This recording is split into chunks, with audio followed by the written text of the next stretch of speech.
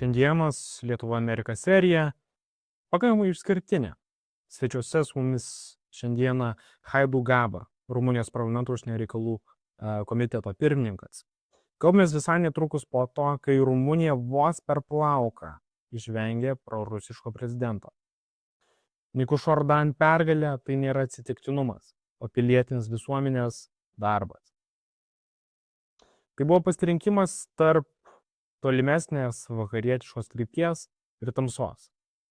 Tad šiandieną iš pirmų lūpų išgirsite, kas būtent atsitiko ir ko galime mes iš to pasimokyti. Linkiu jums gero klausimą. Yes, wonderful, great, Hajdu, thank you so much. Thank you, absolutely. How do you like this? It's perfect. It's perfect. Even Thai looks like mine. It's wonderful, Hajdu. Dear Hajdu, first of all, thanks for our great joint trip to Kiev, where I knew, I got my great new Romanian friend as chair of Foreign Affairs Committee. Tell me, present maybe yourself, if possible, a bit more, which party you represent, and tell me what kind of miracle and how this miracle was created in Romania. To be honest, in Lithuania, everybody thought, end of story. Russians are coming in Romania, then you have Moldovan elections, Russians are encircling Ukraine, and then finishing the job. But you saved the dream. Well, first of all, good evening to you all. My name is Gábor Hajdu. I am the chairman of the Foreign Affairs Committee of the Chamber of Deputies of the Romanian Parliament. And I represent the Democratic Alliance of the Hungarians in Romania. We have 7%, around 7% in the Romanian Parliament. We get into the Romanian Parliament by vote, and of course we participate in elections. And during the past 1 year and 2 months, we had 4 elections plus this presidential election this year. And of course, everybody was worried. So let me get to your question. Everybody was worried. Since last year, we were part of the pro-European coalition together with our Social Democrats and Liberal Party colleagues. And during the December presidential election, we went with our own candidate. We always have a candidate who supports our cause and raises awareness of minority issues and social issues. And during the May elections, we supported a common candidate in 2 rounds. In the first round, we had a common candidate of our coalition, also a pro-European candidate who didn't get into the second round of the elections. So the May presidential elections had 2 rounds. And this then the big battle, let's call it like that, opened up for the second round. And in the second round, we had Nicușor Dan, pro-European candidate, independent, mayor of the capital city, Bucharest, and George Simion, leader of its own party, the Our, extremist candidate. The Our is affiliated to the European conservatives and reformists. And we have seen that in the election, according to all the polls, there is going to be only a slight difference between the two. Actually, in the first part of the campaign, everything tilted towards the extremist candidate. So there was a reason for concern, let me tell you that. But this concern led us to a greater mobilization all across the society. And on the 18th of March, 18th of May, excuse me for that, we have seen a huge turnout building up. I mean, this was a record turnout for Romania. Romania is almost a 20 million people country. We have almost 20 million citizens, and we had the turnout of 65%, which was a record for us. That means that 11.7 million people voted on the 18th of May. And of course, there is the very interesting thing that more than 64% of the voters came from urban area, and only 36% of the voters came from rural area. And that is significant. I'm so sorry. Just for Lithuanians to understand better. Sorry, maybe we'll interrupt with few questions. Vincentas wanted to ask first, and then I will just double check also on this Hungarian connection. Please, Vincente. Okay, Mr. Hajdu, I have a couple most pressing questions for me, right? I mean, we heard about the Russian influence and we can see it everywhere. So how exactly did it look like in these elections that just happened? And most importantly, how did you guys manage to overcome that Russian influence, that Russian meddling to get the victory? Well, wouldn't like to create the confusion, and I try to explain it very simply. Our first presidential elections were held in last year on where also an extremist candidate was present, and who out of the blue won the first round. And that was interesting because this candidate on the let's say regular political field was absolutely unknown. He was pro-Putinist,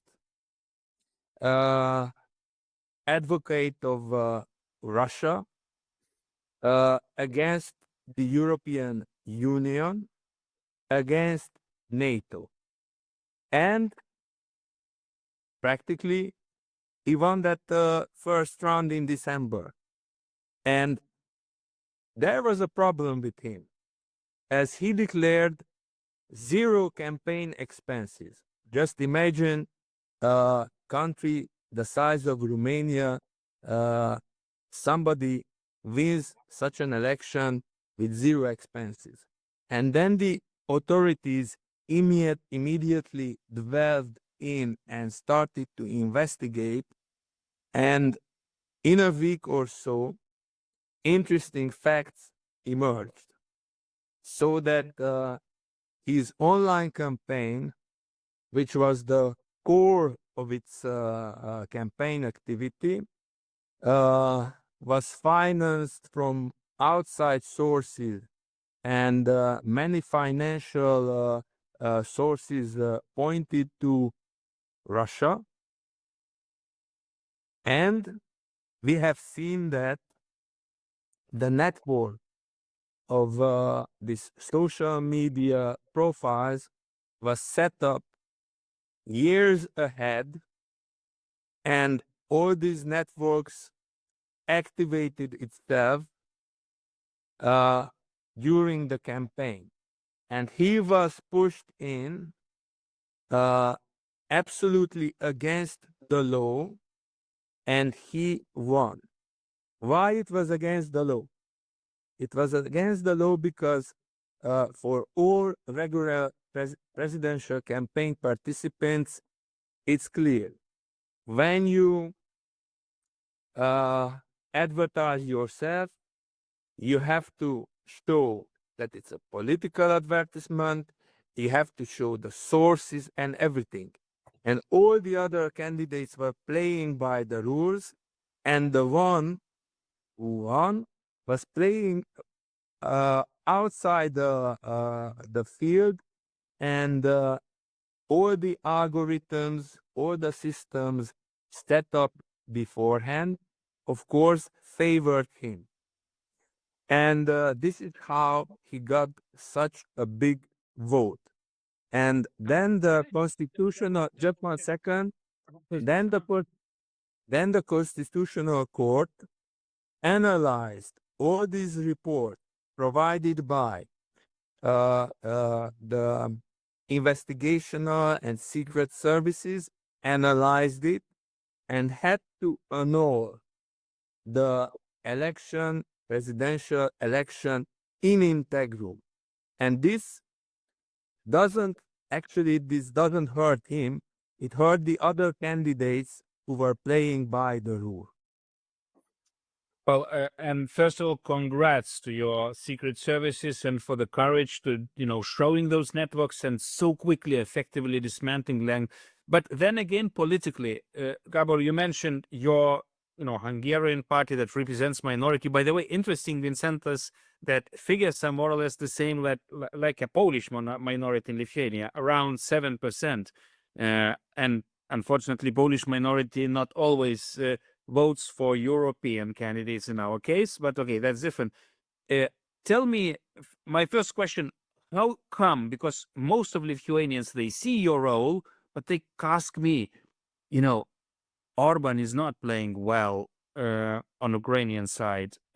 So is it the sign of some kind of pro-European new Hungarian revolution that actually we see in Hungary? We see opposition candidates leading there already in polls, and your party played crucial role in winning Romania for Europe. So is it kind of new wave of Hungarians? Because, you've been one of the first from, 56 to fight with the Russians. Actually, for our organization, let me point out that our stance is not a new stance. We didn't change direction. Our organization is a proud member of the EPP on European level, and we always were pro-Europeans and participated before these elections and during the past years. We had a pro-European stance. So we were very consequent in this regard. We didn't change direction when, of course, many times it would have been for others maybe easier to go into the populist direction and so on. So we stood there. We were very steadfast, and we remained, and we supported the pro-European candidate from day one. And actually, we did this during the past decades. We have contributed largely, of course, to the accession to the European Union and to NATO. And this is absolutely our vision, that we belong to there, and there's no question about it. Vincentas? Sure. Just one more question. I mean, we saw record turnouts in this election, right? Never seen before. Where did all this newfound motivation sort of come from? If I remember correctly, in that election that you had in at the end of 2024, even against Georgescu, there wasn't such a big movement to come to vote? There wasn't any movement against Georgescu because Georgescu wasn't on the political field and radar. So he campaigned on other sources. Actually, many times he didn't even appear as a presidential candidate. So that was a different scenario. But here, I think the civil society mobilized itself. So when people became conscious that we have to choose between Europe and chaotic anti-establishment and populist tide in Europe, which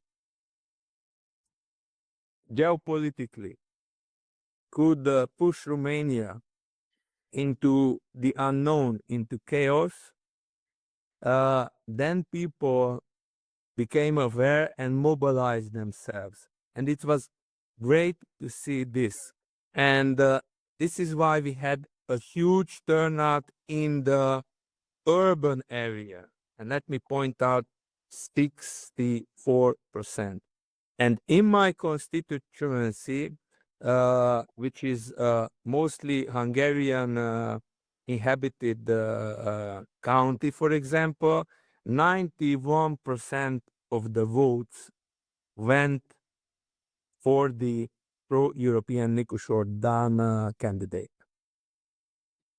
Like EPP brother, your brother from the same family, what about Social Democrats? I just heard rumors that in Romania they didn't behave so well. Kind of, did they flirt with this, radical candidate?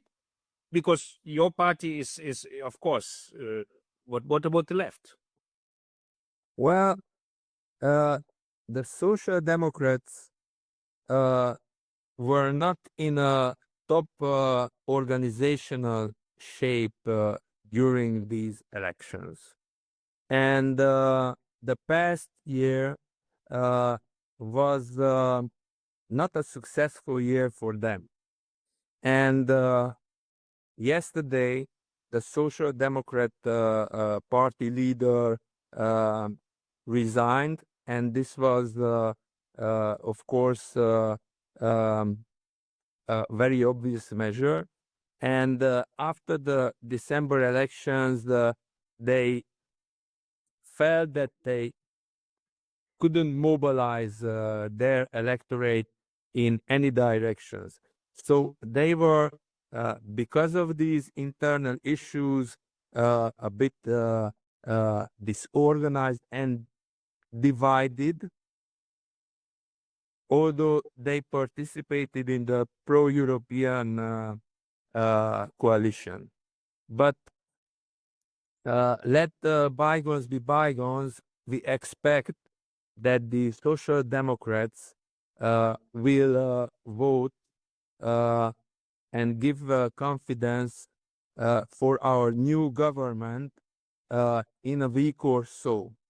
So they are expected to support the new pro-European government, as Romania has now an interim government, but they are reorganizing and they have to reshuffle everything. So that played a huge part why the Social Democrats didn't and couldn't participate in this second round of election. And their candidate lost. Their candidate lost last year. Their candidate lost in the first round, our common candidate. So actually wasn't a successful year for them.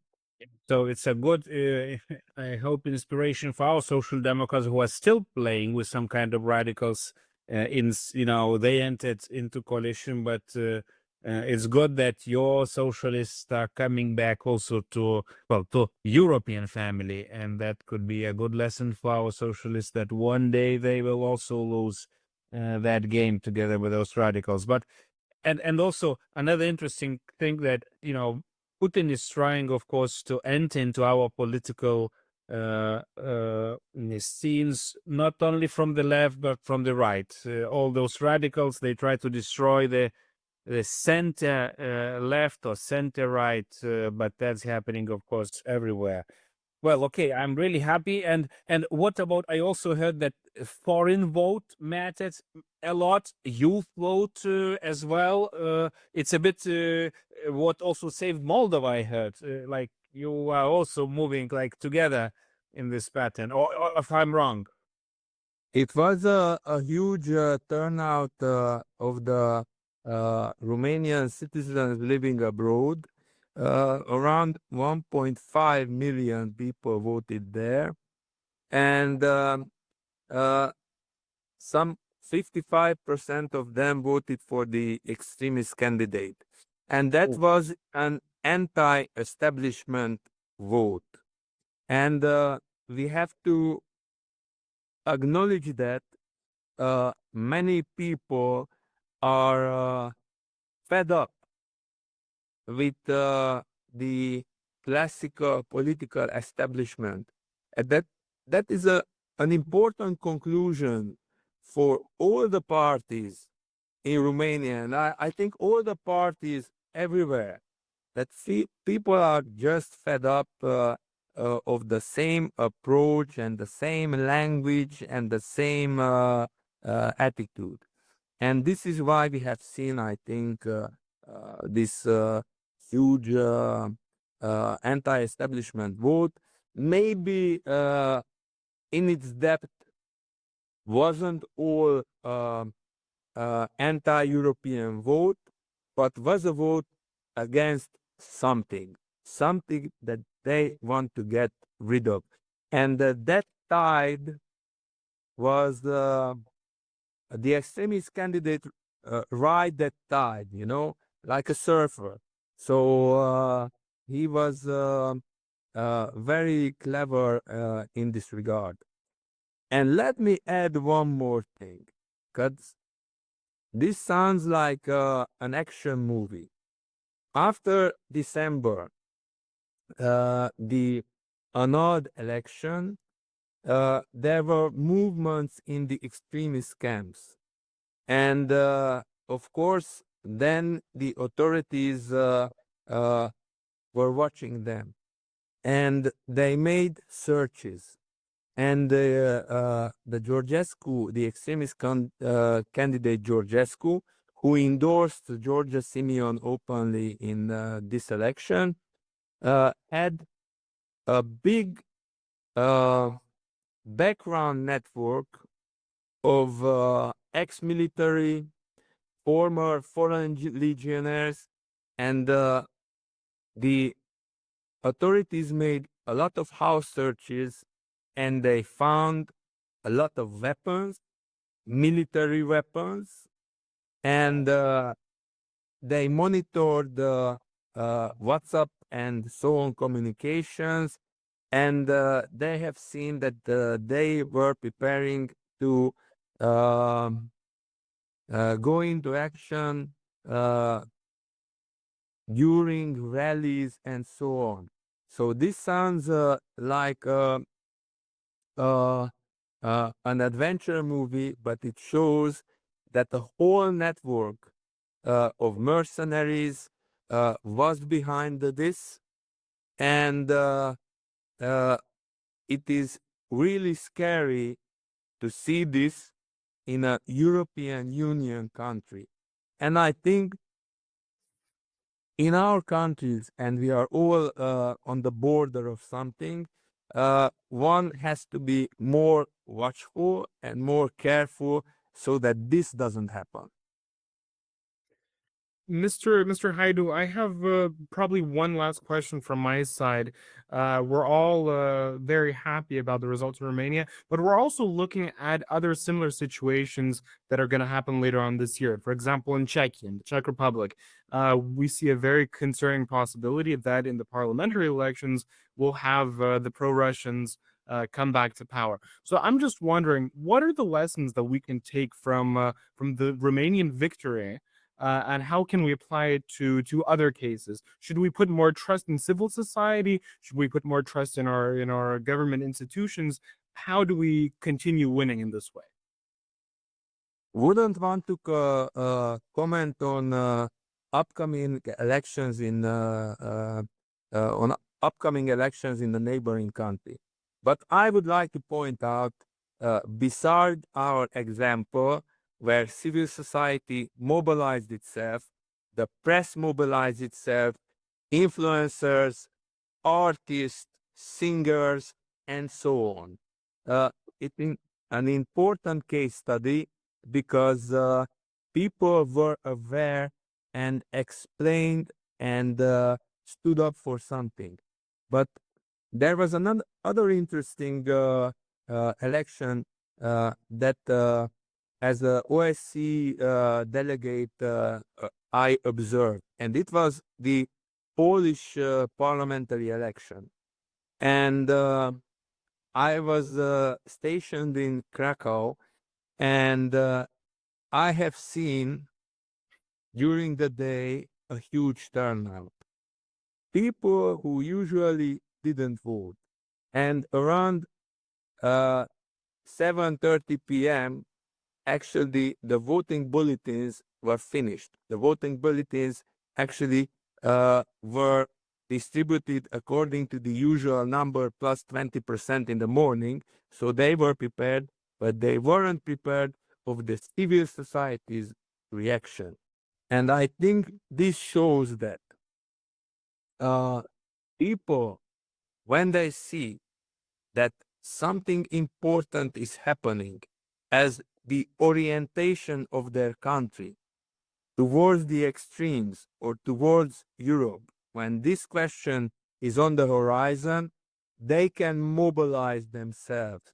And one has to learn from this, and one has to apply this, because more people voting means that the candidate and the direction of what the country takes, has a bigger support. And this regard, Nicușor Dan victory confirms the Euro-Atlantic orientation of the Black Sea country. We are on the same front line, we have the same interest, and we play a crucial role in Europe's security in the face of Russian threat. And we were confronted by this hybrid threat that Russia poses. And for everybody, that is a lesson, because nowadays the new technologies can create new means of meddling into the election. So in this regard, I just applaud the severe reaction that showed that really, really, our country wants to be in Europe and wants to be there, and we support the European values. Thank you so much, Gabor, for everything. And we, of course, support Romania in every step. Also with the Schengen enlargement, I remember we've been always on your side. And in general, on all the fronts, we are with you. You are a big country. You are big military power, and your relations with Americans are also very important. By the way, last thing, you can maybe not even reply, but it seems that despite the efforts of some vice presidents in some conference who said interesting words about Romanian elections, it didn't work in Romania like it didn't work in Canada. We will see what will happen in Poland soon, but I think Americans should also learn that, they should also be careful in expressing what they think about elections. I remember when Biden administration was criticizing actually Orban that he is meddling into American elections. And then they said real strategic partners are those who respect any choice of strategic partner in elections. And I think that's true, whoever is elected. But in any case, I am I am, of course, all Europeans are very happy with your victory. Thank you, Gabor, for your own personal efforts. And I will We add one thing here. Yeah, please. Regarding the transatlantic relationship. Simply, that wasn't a question during the election who said who, where, and from the United States or elsewhere. It wasn't a question. The main question was that we are pro-Europeans, and that's it. And regarding the transatlantic relationship, I have to point out that this is crucial. Good transatlantic relationships are crucial for Romania and crucial for all the European countries. And we have to work on that. And there is a new administration in Washington. We have to work with it. We have to know each other. And there is no question in the pro-European coalition that we hugely support this relationship. We value very much the military support that the United States provides for us in this eastern flank, a very important country in Romania. We want to keep the United States forces present in Romania, in the Romanian military bases.